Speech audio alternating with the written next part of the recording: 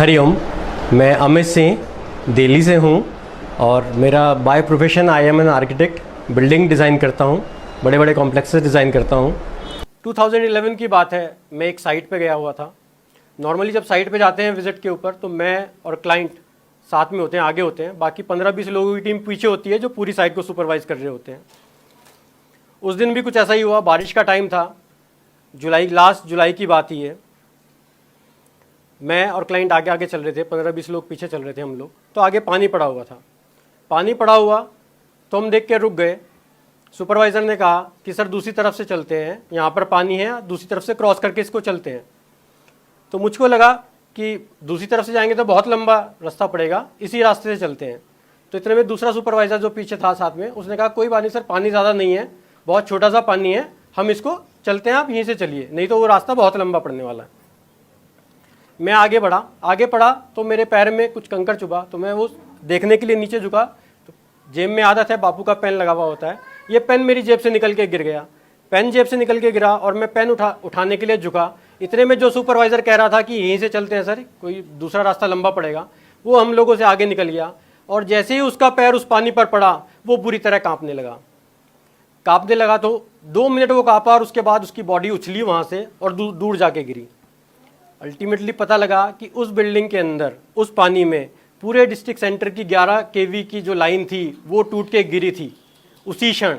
और अगर जो वो उसकी हालत देख के मेरी रूह कांप गई कि अगर जो ये पेन ना गिरा होता मेरी जेब से तो क्या होता, तो मेरा हाल क्या होता। देखिए किस तरह रक्षा करते हैं बापू सिर्फ अपने भक्तों की रक्षा ही नहीं करते। वो बंदा, उसको हॉस्पिटल लेके गए, हॉस्पिटल लेके जाने के बाद किसी को अगर जो मालूम करें 11 केवी की लाइन को कोई बंदा छू जाए उसका बचना इम्पॉसिबल है।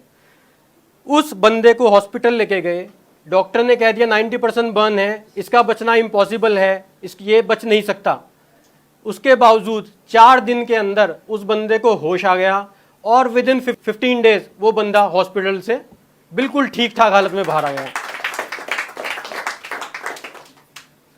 सदगुरु सिर्फ अपने भक्त की रक्षा नहीं करते, बापू ने कठिनाई मेरे ऊपर से तो टाली लेकिन साथ साथ उसका भी रक्षा की। जिस बंदे को 11 केवी का वोल्ट का करंट लगा हुआ हो, उस बंदे की जान बचना भी अपने आप में एक चमत्कार है। तो मेरे साथ साथ उसकी भी रक्षा कर रहे हैं बापू। ऐसा ही कुछ मेरे साथ 6 महीने पहले हुआ। मैं ऑफिस से निकला, आदत है कि जैसे ही गाड़ी में बैठते हैं गुरु मंत्र का जाप करते हैं, क्योंकि टाइम नहीं मिल पाता ऑफिस के टाइम। तो जो ऑफिस से आने का और जाने का टाइम है उसमें जितना मंत्र का जाप कर लें उतना अच्छा। गाड़ी में बैठा, ड्राइवर नहीं था, मैं खुद ड्राइव कर रहा था। ऑफिस से बाहर निकलते ही साथ टी जंक्शन है। जैसे ही मैं टी जंक्शन पर पहुंचा मैंने देखा इधर से एक BMW आ रही है। वो गाड़ी 140 की स्पीड पे मेरी तरफ बढ़ रही थी और मुझे लगा आज तो मैं गया। मैं इधर से आया था, मुझे गाड़ी टर्न करनी थी, मैं वहाँ बीच सड़क में रुक गया वहाँ पर, और वो BMW मेरे सामने आके हिट करने वाली थी। मेरी आंखें बंद हो गई कि अब तो मैं गया।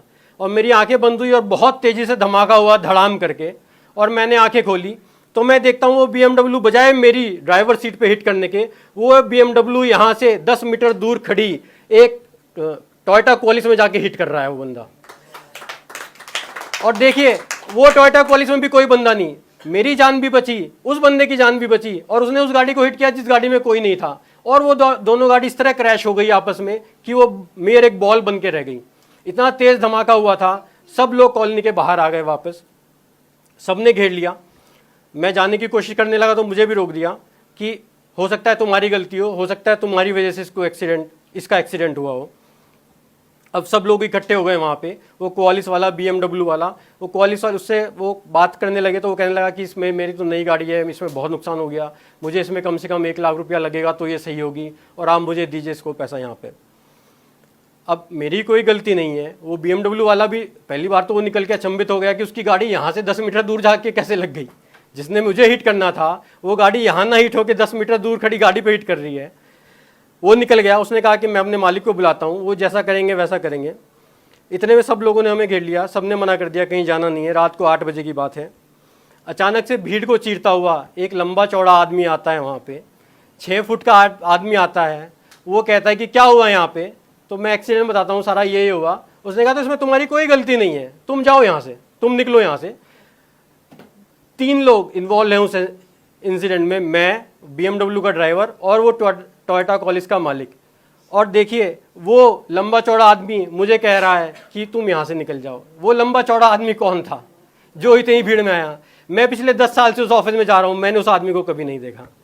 उस कॉलोनी के अंदर वो 6 फीट का आदमी आया, मुझे कहा तुम्हारी कोई गलती नहीं है, तुम अपनी गाड़ी लेके चले जाओ यहाँ पर। नेक्स्ट डे मैं वापस आता हूँ तो पता लगता है वो 8 बजे से वो केस 2 बजे तक वहीं पर लटकता रहा, और 2 बजे 1,20,000 रुपये लेके उस आदमी ने उस आदमी को छोड़ा उसका मालिक आने के बाद।